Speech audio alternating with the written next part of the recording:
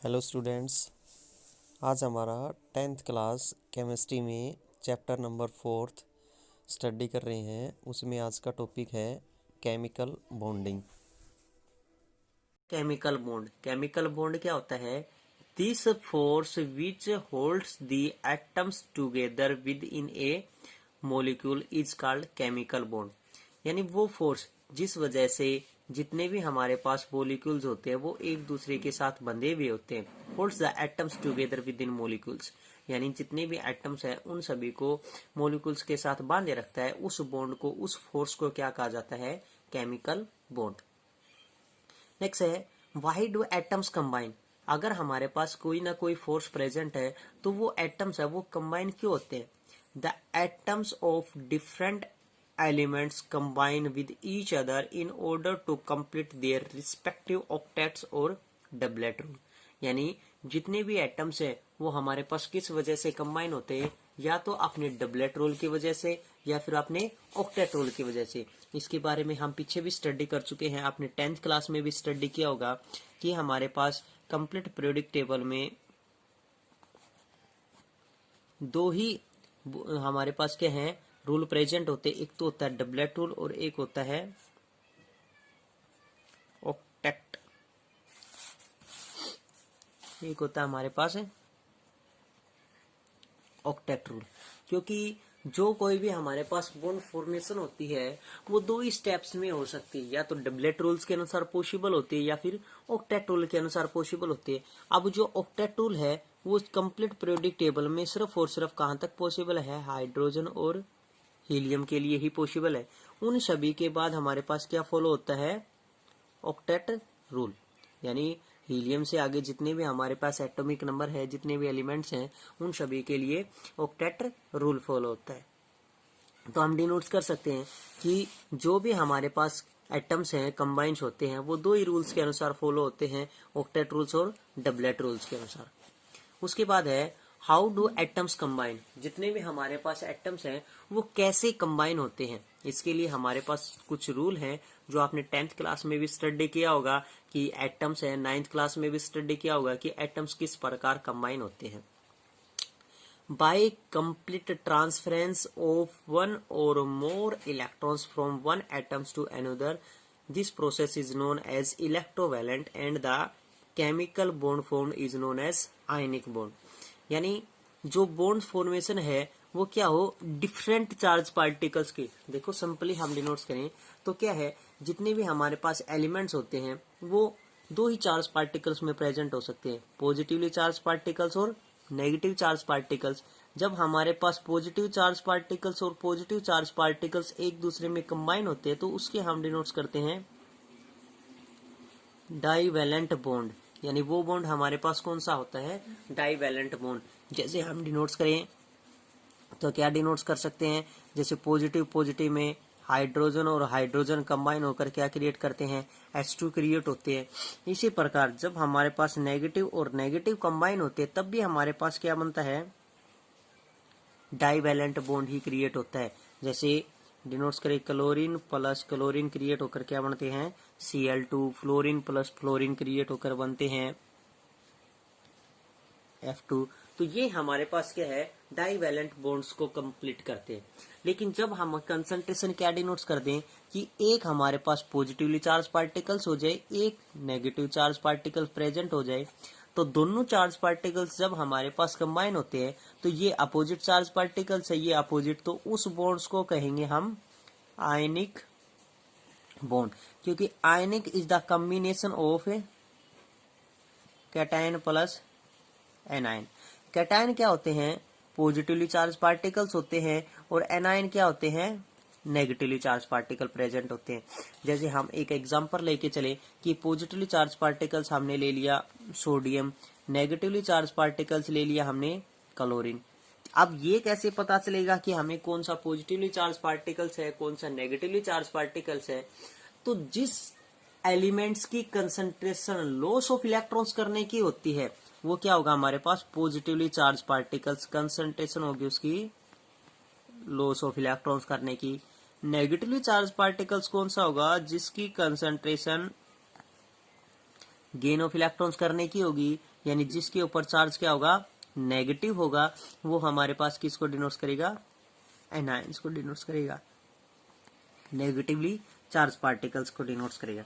तो सिंपली हम डिनोट कर सकते हैं एक पॉजिटिव और एक नेगेटिव, यानी क्या क्रिएट हो उसका हमारे पास कैटायन और ये कुछ का है एनायन, और दोनों कॉम्बिनेशन होकर क्या बनते हैं, आयन। तो क्या कंपाउंड क्रिएट हो जाएगा हमारे पास NaCl, सोडियम क्लोराइड क्रिएट हो जाता है, जो हमारे पास किसकी कंसंट्रेशन को डिनोट करता है, आयनिक बॉन्ड की कंसंट्रेशन को डिनोट करता है। उसके बाद है बाई शेयरिंग ऑफ इलेक्ट्रॉन्स, यानी हमारे पास जितने भी बॉन्ड फॉर्मेशन क्रिएट होते हैं वो इलेक्ट्रॉन शेयर करके ही क्रिएट होते हैं। अब इलेक्ट्रॉन शेयर करने का मतलब क्या है कि कोई भी हमारे पास एक एलिमेंट दूसरे एलिमेंट्स में या एक एटम दूसरे एटम्स के साथ कंबाइन होकर क्रिएट होता है। क्यों? क्योंकि उसकी पॉसिबिलिटी क्या है, या तो डबलेट रूल की या फिर ऑक्टेट रूल की। यानी डबलेट और ऑक्टेट रूल के अनुसार क्या हुआ, हम बता भी चुके हैं पीछे, हाइड्रोजन और हीलियम तक डबलेट रूल होता है, उसके बाद ऑक्टेट रूल फॉलो होता है। तो क्या है कि कोई भी हमारे पास शेयरिंग क्रिएट करता है तो शेयरिंग हमारे पास किसके अनुसार हो सकती है, लॉस और गेन ऑफ इलेक्ट्रॉन्स करने के साथ। अगर हमारे पास दो बॉन्ड्स क्रिएट होते हैं तो एक लॉस करेगा, दूसरा क्या करता है, गेन करता है, यानी एक इलेक्ट्रॉन्स देता है और एक इलेक्ट्रॉन्स क्या करता है, लेता है। तो जिसकी टेंडेंसी पॉजिटिव होगी वो लॉस ऑफ इलेक्ट्रॉन्स करेगा, जिसकी टेंडेंसी नेगेटिव होगी वो क्या करेगा, गेन ऑफ इलेक्ट्रॉन्स करेगा। अब टेंडेंसी के अनुसार हम बता भी देते हैं कि जिसके आउटर मोस्ट सेल में 1, 2 और 3 इलेक्ट्रॉन होंगे उसकी टेंडेंसी क्या होगी, लॉस ऑफ इलेक्ट्रॉन्स करने की होगी। यानी जिसके आउटर मोस्ट सेल में अगर 1, 2, 3 इलेक्ट्रॉन्स प्रेजेंट हैं तो उसकी टेंडेंसी क्या होगी, लॉस ऑफ इलेक्ट्रॉन्स करने की होगी। जिसके आउटर मोस्ट सेल में इलेक्ट्रॉन्स कितने प्रेजेंट होंगे, 5, 6 और 7 प्रेजेंट होंगे, उसकी टेंडेंसी क्या होगी, गेन ऑफ इलेक्ट्रॉन्स करने की होगी। बचे हमारे पास क्या, 4 और 8।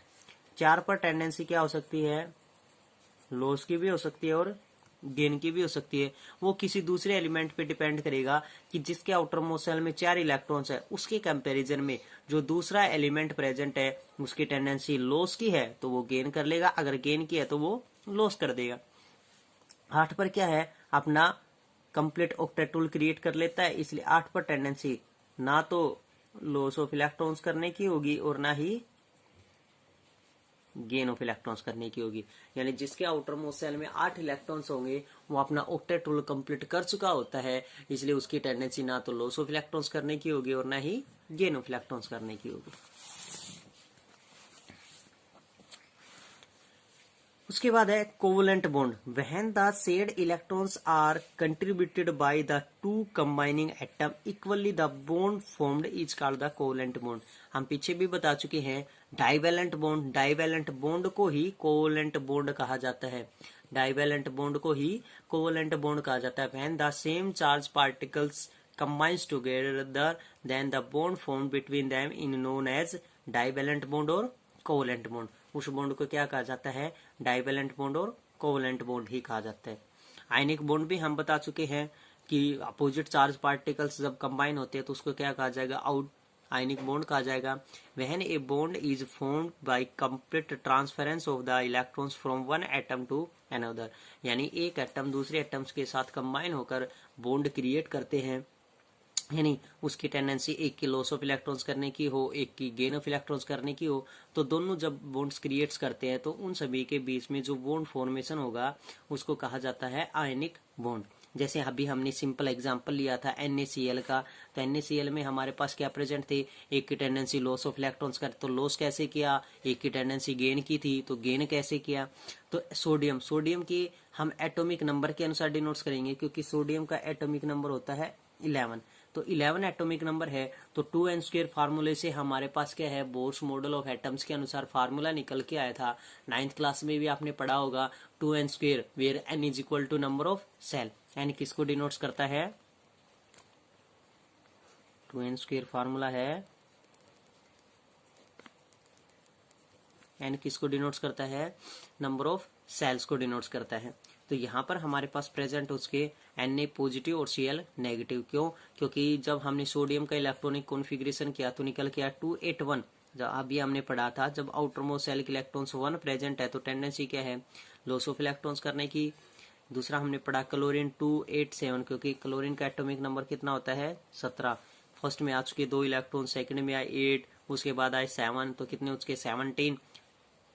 तो टेंडेंसी आउटरमोस्ट सेल के इलेक्ट्रॉन 7 है, तो क्या करेगा गेन ऑफ इलेक्ट्रॉन, तो क्या करेगा एक इलेक्ट्रॉन्स की इसको जरूरत है ऑक्टेट रूल कंप्लीट करने के लिए, और ये भी अपना एक इलेक्ट्रॉन क्या कर देगा लॉस कर देगा, और दोनों अपने कंबाइन होकर क्या बना देगा NaCl, यानी बॉन्ड फॉर्मेशन क्या हो जाएगी कंप्लीट हो जाएगी। उसके बाद दूसरा कंप्लीट करें तो दूसरा क्या कंप्लीट है हमारे पास CaF2। दूसरा एग्जांपल हम लेके चलते हैं जिसके आउटर मोस्ट शेल में 2 इलेक्ट्रॉन प्रेजेंट है। जैसे कैल्शियम लिया तो कैल्शियम का एटॉमिक नंबर होता है 20, तो 20 के अनुसार इलेक्ट्रॉनिक कॉन्फ़िगरेशन कंप्लीट करते हैं तो क्या हो गया 2 8 8 और 2 2 8 10 8 18 और 2 20, यानी कैल्शियम का एटॉमिक नंबर हो चुका 20। तो उसके बाद हमने किसके बारे में स्टडी की फ्लोरीन। फ्लोरीन का एटॉमिक नंबर होता है 9, तो 9 के अनुसार डिनोट्स करेंगे। हमारे पास क्या हुआ 2 8 होना चाहिए लेकिन एक इलेक्ट्रॉन्स हमारे पास कम है तो क्या हो जाएगा 2 और 7, तो 7 है तो क्या करेगा फ्लोरीन गेन ऑफ इलेक्ट्रॉन्स करेगा और कैल्शियम क्या करेगा लॉस ऑफ इलेक्ट्रॉन्स। तो ये लॉस ऑफ इलेक्ट्रॉन्स किसके पास आ जाएगा एक फ्लोरीन के पास, दूसरा लॉस ऑफ इलेक्ट्रॉन्स लॉस करके किसके पास आ जाएगा गेन कर लेगा फ्लोरीन। तो अपना ऑक्टेट रूल कंप्लीट कर लेगा फ्लोरीन, कैल्शियम का भी कंप्लीट हो जाएगा। तो कैल्शियम ने क्या किए हैं अपने 2 इलेक्ट्रॉन लॉस किए हैं और फ्लोरीन ने क्या किए हैं एक एक इलेक्ट्रॉन्स गेन किए हैं अपना ऑक्टेट रूल कंप्लीट करने के लिए। तो यहाँ पर फ्लोरीन के मॉलिक्यूल्स कितने प्रेजेंट हो चुके 2, कैल्शियम के मॉलिक्यूल्स प्रेजेंट हो चुके सिंगल, तो क्या हो जाएगा CaF2। या फिर इसके अलावा आपने फॉर्मेशन ऑफ कंपाउंड्स, यानी हम फॉर्मेशन ऑफ कंपाउंड किस तरीके से कर सकते हैं इसके बारे में स्टडी आपने 9th क्लास में भी की होगी क्रिस क्रॉस प्रोडक्ट्स के अनुसार। जैसे मान लीजिए हमारे पास क्या है एक कैल्शियम प्रेजेंट है एक फ्लोरीन प्रेजेंट है, दोनों के हमने क्या लिख लिए सैंपल लिख लिए, यानी कि हमारे पास क्या है कैल्शियम फ्लोरीन। कैल्शियम के नीचे हम लिख देते हैं उसके वैलेंस इलेक्ट्रॉन, यानी 2 उसके वैलेंस इलेक्ट्रॉन है outer most shell electron present है। इसी प्रकार क्या डिनोट्स कर दिया फ्लोरीन के भी वैलेंस इलेक्ट्रॉन्स डिनोट्स कर दिए कि फ्लोरीन के आउटर मोस्ट सेल में इलेक्ट्रॉन से कितने प्रेजेंट है। तो ये सब जैसे हमने डिनोट्स कर दिए कि कैल्शियम के हमारे पास आउटर मोस्ट सेल के इलेक्ट्रॉन्स 2 प्रेजेंट है, फ्लोरीन के आउटर मोस्ट सेल के इलेक्ट्रॉन्स एक प्रेजेंट है इलेक्ट्रॉनिक कॉन्फ़िगरेशन करने के बाद। तो अगर हम इनकी क्रिस क्रॉस मल्टीप्लाई कर दें तो क्रिस क्रॉस मल्टीप्लाई करने के बाद जितने भी एक दूसरे के वैलेंस इलेक्ट्रॉन प्रेजेंट होंगे वो हमारे पास क्या होंगे उनके मॉलिक्यूल्स क्रिएट हो जाएंगे, यानी कैल्शियम को उसके नंबर ऑफ मॉलिक्यूल्स 1, फ्लोरीन के नंबर ऑफ मॉलिक्यूल प्रेजेंट हो चुके 2। अब बात आई कि दोनों में से पहले कौन सा इलेक्ट्रॉन यानी कौन सा एलिमेंट लिखा जाए और बाद में कौन सा एलिमेंट लिखा जाए। तो इसके लिए हम सिंपली डिनोट्स करते हैं कि जिसकी टेंडेंसी लॉस ऑफ इलेक्ट्रॉन्स करने की होती है, यानी जो एलिमेंट लॉस ऑफ इलेक्ट्रॉन्स करता है जिसके आउटर मोस्ट सेल में 1 2 और 3 इलेक्ट्रॉन प्रेजेंट हैं वो एलिमेंट क्या लिखा जाता है फर्स्ट में लिखा जाएगा। जिसकी टेंडेंसी गेन ऑफ इलेक्ट्रॉन्स करने की होगी वो बाद में लिखा जाएगा। तो यहाँ पर टेंडेंसी किसकी लॉस ऑफ इलेक्ट्रॉन्स करने की है, क्योंकि लॉस ऑफ इलेक्ट्रॉन्स पता चलेगा हमें उसके आउटर मोस्ट सेल इलेक्ट्रॉन से। तो कैल्शियम के आउटर मोस्ट सेल के इलेक्ट्रॉन प्रेजेंट है 2 और फ्लोरीन के आउटर मोस्ट सेल के इलेक्ट्रॉन्स प्रेजेंट है 7। तो कैल्शियम क्या कर रहा है लॉस ऑफ इलेक्ट्रॉन्स कर रहा है, तो लॉस ऑफ इलेक्ट्रॉन्स करेगा तो पहले लिखा जाएगा Ca। उसके बाद क्या है फ्लोरीन गेन ऑफ इलेक्ट्रॉन्स कर रहा है तो क्या लिखा जाएगा बाद में लिखा जाएगा, तो क्या हो जाएगा फ्लोरीन। अब बात है इसके नंबर ऑफ मॉलिक्यूल्स की, कैल्शियम का एक सिंगल मॉलिक्यूल्स प्रेजेंट है, फ्लोरीन के 2 मॉलिक्यूल्स प्रेजेंट है। सिंगल हम डिनोट करते नहीं कभी क्योंकि नहीं लिखा जाता तो उसका मतलब सिंगल ही है, तो क्या आ जाएगा CaF2। ये क्या प्रेजेंट हो जाएगा formula of the compound CaF2 calcium fluoride.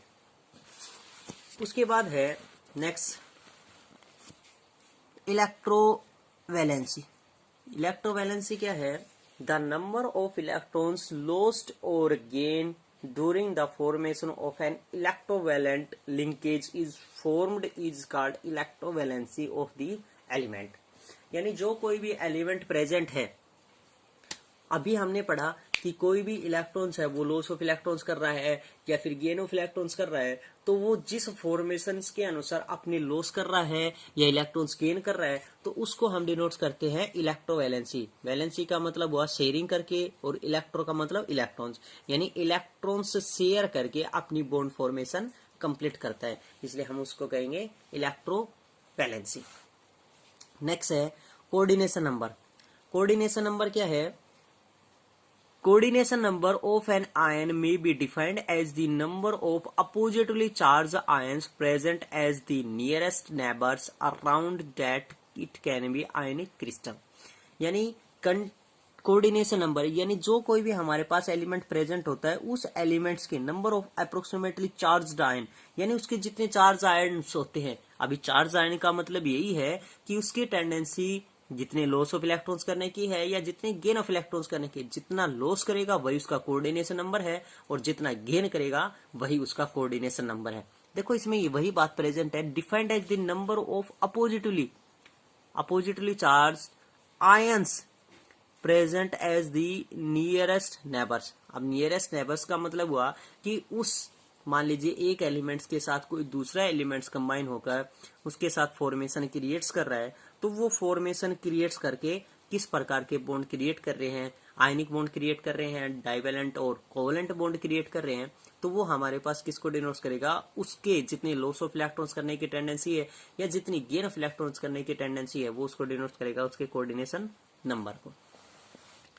Next है factors affecting the formation of the ionic bond, यानी वो कौन कौन से फैक्टर्स हैं जो आयनिक बॉन्ड को पॉसिबिलिटीज डिनोट करते हैं, आयनिक बॉन्ड को फॉर्मेशन होने में क्रिएट करते हैं। तो फैक्टर कौन कौन से हैं? Formation of the ionic bonds involves, जो भी हमारे पास आयनिक बॉन्ड क्रिएट होते हैं वो किस किस फैक्टर्स की वजह से क्रिएट होते हैं। तो फर्स्ट है the formation of A positively ion by the loss of electrons form one kind of the atoms, यानी कई बार क्या होता है कोई भी एटम्स है जिसकी टेंडेंसी क्या है पॉजिटिव है, यानी लॉस ऑफ इलेक्ट्रॉन्स करने की है, वो सेम काइंड ऑफ एटम्स के साथ पॉसिबिलिटी क्रिएट कर सकते हैं। जैसे अभी हमने किया था H2, यानी हाइड्रोजन की भी टेंडेंसी पॉजिटिव थी, लॉस ऑफ इलेक्ट्रॉन्स करने की थी, दूसरा भी हाइड्रोजन है जिसकी टेंडेंसी पॉजिटिव है, लॉस ऑफ इलेक्ट्रॉन्स करने की है, और दोनों एक दूसरे के साथ कंबाइन होकर क्या क्रिएट कर देते हैं? Divalent bond.